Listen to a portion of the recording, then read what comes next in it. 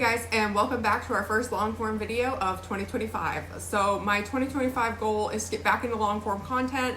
We're gonna see how it goes. It's still pretty hard. I'm still doing everything from my phone, but we're gonna do it. This year, a lot has changed. We have completely changed our garden. So if you've been here a couple years, you know about 2 or 3 years ago, I built all of our raised beds from reclaimed wood, and we knew that wasn't gonna be a long-term solution. So this fall, we pulled them all up. And our goal this year is to plant almost everything we have in ground. I do still have a couple of raised beds from a couple different companies, but my favorite so far have been our Birdie's raised beds from Epic Gardening, and I am lucky enough to be able to be working with them. So I have a discount code below if you want to check that out, and you guys can save money on some of your own. Today, I'm just gonna show you guys how I've organized my seeds, how we're gonna be starting them, and what we're gonna be starting this upcoming season. If you guys have been here, you do know that we have a greenhouse. It is not heated, so we do start our seeds pretty early, usually the end of January, early February, and it's really hard to keep our seeds alive and going well out there. Last year, we had a lot of stuff that got stunted. So the plan is this year, we're gonna use this indoor grow tent to start our very early seeds, and then by the end of February, everything will be back out into the greenhouse.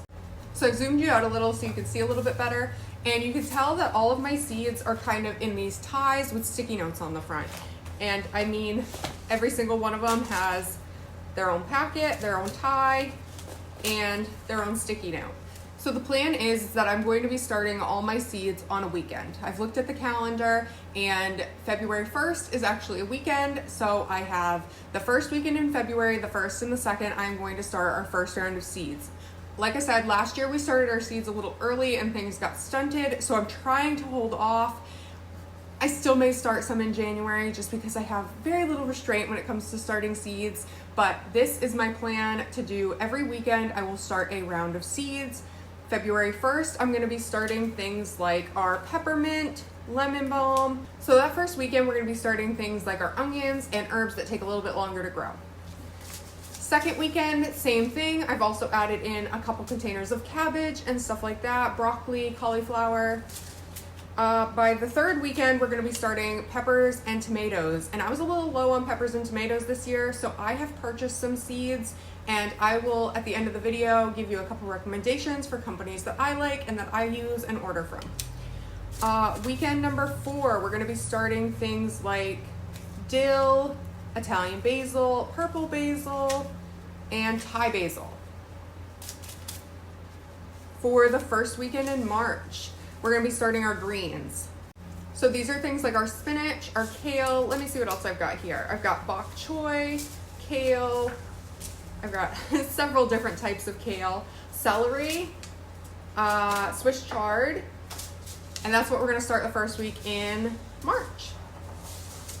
Second week in March looks like some more leafy greens, endive, lettuce, a couple different varieties of lettuce.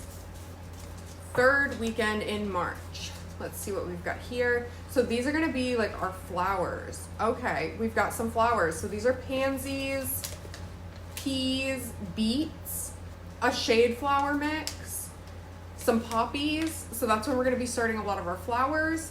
I do have some flower seeds that I have saved and some flower seeds that I've ordered. So in the third weekend in February, I'm gonna be planting our petunias. These are actually petunia seeds that I've saved, and I did upload a video about saving them. Petunia seeds are absolutely tiny. So a lot of this is debris, but then there is a bunch of petunias, and let me see if I can get the tag out without making a mess.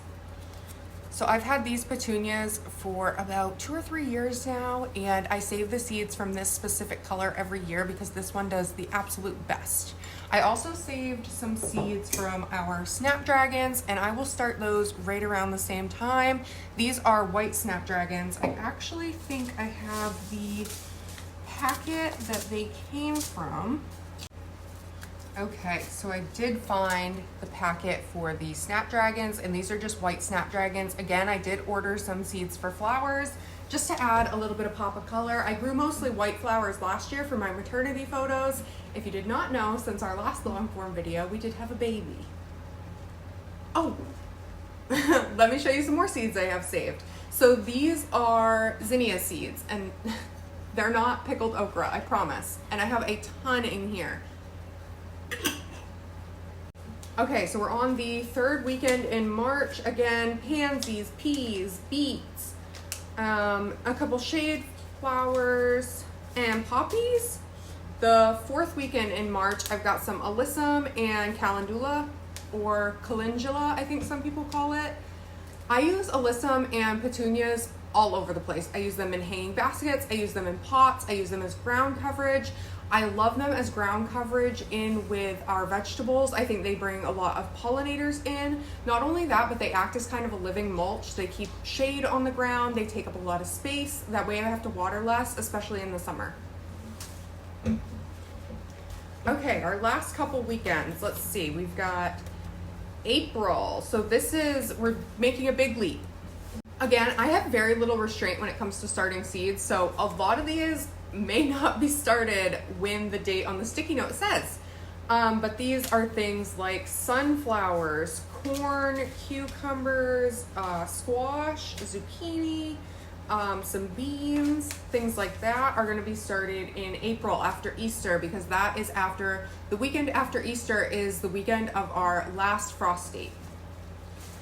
And then the first weekend in May, so I have more corn, I have watermelon, I have scallop squash, pumpkins, butternut squash, loofah seeds that I saved from our own loofahs that I grow a couple every year, and a couple more pumpkins. Okay, and so that is everything I'm starting, and when I'm starting it, I would like to say that this is going to stick, but again, I have zero restraint when it comes to starting seeds, so usually by mid-February, I'm a hot mess. Everything looks very organized and very well planned out right now, but I get so excited, and we have such a long growing season here. We're in North Carolina, and I'm used to living in Maine. We're originally from Maine, so the growing season is significantly shorter. Here I can have almost 3 growing seasons, so I can do a spring, I can do a summer, and I can do a fall, and still get a fairly good harvest from everything. In Maine, you kind of have 1 or 2 seasons, and that's if you cram them together and you're really good about planning. And real quick, I just want to go over some of the seed companies that I recommend, that I buy from, that I like, and currently still have sales and free shipping because it's winter. So you might have noticed when going through my seeds that a lot of them were these brown seed packets right here. So I will put a picture up over here of kind of what they sell. They sell variety packs. So you're not going to be able to just buy one of these seed packs. It's Organo Republic, and I'm not sure if I'm saying that right, but again, I'll have the name up, I'll show a picture. They sell variety packs. So they have herb packs, they have tea packs, they have fall harvest packs, summer harvest packs, root crop packs, and they have things like the root crop pack will have carrots, beets, turnips, radishes, things like that. They have a wide variety, and you will have more seeds than you could ever possibly sow. For example, I have this German chamomile here, and it has 1,200 seeds in it. I am not going to plant 1,200 seeds. This next one is oregano, 1,400 seeds in it. And you get all these and these little seed packs in these big variety packs. So again, more seeds than you could possibly use. Well, maybe not if you're a big, but they were kind enough to send me a couple different seed packs to try out, and I've been very impressed with my germination rate. Another company that I really like is Burpee. I'm going to be starting some of their sunflowers. Great company. I can get them right at my local stores, things like Lowe's, Home Depot, even the grocery store has some. Another one is Ferry-Morse. Again, you can get them right at any local store, things like Home Depot, Lowe's, even grocery stores have them. Sometimes the Dollar Tree will have some, or your Dollar General. Oops. Okay, I'll get that after. And I have all different kinds of seeds from them. Like I have their alyssum, I have their spinach, I've got beets from them. Great company, absolutely love them. Another company that I recommend and that you can, again, get my discount code from is Epic Gardening. And these specific ones, Epic Gardening owns Botanical Interests, and these are a shade flower mix. They were gorgeous. I put them in my Epic Gardening Birdie's metal bed that's on my front porch, and they turned out beautiful. So again, I will leave my discount code for them below.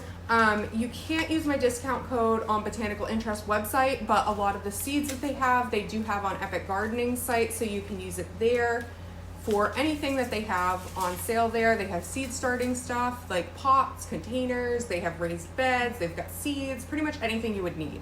Another company that I do purchase from, or I have purchased from in the past, I will not be purchasing from them this year, and I will tell you why, is MI Gardener or Michigan Gardener. I am going to use up the last of the seeds that I purchased from them last year. I have been buying from them for probably 3 or 4 years now, and I absolutely love the price tag. So each seed packet is $2 or less depending on the sales that they're having, and if you buy $10 in seeds or more, which isn't very hard when each packet is $2, you get free shipping. The problem that I have is over the past 2 years, we have had several different packets of seeds that we've planted in hopes of preserving. We do a lot of preservation, we do a lot of canning, things like that, that have not been the variety that we've purchased. And that kind of throws off the whole preserving situation. I probably would order from them again if it wasn't something that I was dead set on, that we were planning on preserving and all of that. But I'm gonna use up what I have left from them, and we'll see how it goes. The seeds that I do have left from them are seeds that I've already tried. So like the tomatoes that I showed, these are the Jersey Devil. Absolutely love those. They might be my favorite paste tomato. They get a lot bigger than Romas. I get a lot more of them than my Romas. They're indeterminate, so they continue to vine and grow, and we got a ton of them last year, and that's what most of our tomato sauce was made from. A couple other companies that I have ordered from or have tried seeds from that I really like, that I don't have seed packets here from, are things like Johnny Seeds. Johnny Seeds is a little more on the pricey side, so I usually keep an eye out for their deals and their sales. I like them more for bulk. So last year we decided that we wanted to try planting all of our onions for the year, and we purchased our onions from there. They were amazing. So definitely highly recommend. Germination rate was incredible. We ordered a couple other things, I just can't remember what they were. Another company that I like is Baker Creek. I actually ordered a lot of my tomatoes from there this year that I didn't have here already. They have great rare varieties, so you're gonna find like cool colored tomatoes that you see on Instagram, like the pretty pictures, and you're gonna find varieties that you wouldn't find at every other seed company. Another seed company I really highly recommend is Park Seed Company. Again, they're more on the pricey side, but I have never had a bad seed. So Park Seed Company has flowers, they have vegetables, they have pretty much everything in between, and they have some of my favorite varieties that I've grown actually. My first year growing tomatoes, I planted yellow patio choice tomatoes from them. My absolute favorite cherry tomato. They are incredibly delicious. Like, I like them over my sweet 100s, even though I grow my sweet 100s every year. My kids like them, but the yellow patio choice tomatoes, top of the line. Love them. I even save seeds from them and again, grow them every year. They have a beautiful flower variety. I get a lot of my petunia seeds from there. Let me think, what other companies? I've gone over most of them, I think.